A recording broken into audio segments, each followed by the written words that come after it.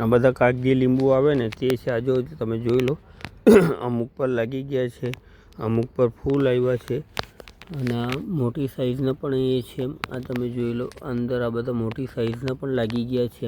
અને આ જોઈ લો તમે, ફૂલ સ્ટોક છે અમારી પાસે, બધા પર ફૂલ આવી ગયા છે.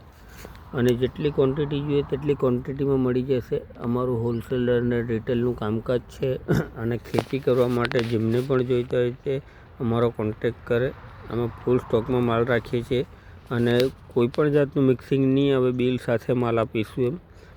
આ તમે જોઈ લો, અમારી બધી જ વસ્તુ પૂના અને કલકત્તાની આવે છે અને આ બધી વસ્તુઓ કલમ આવે છે.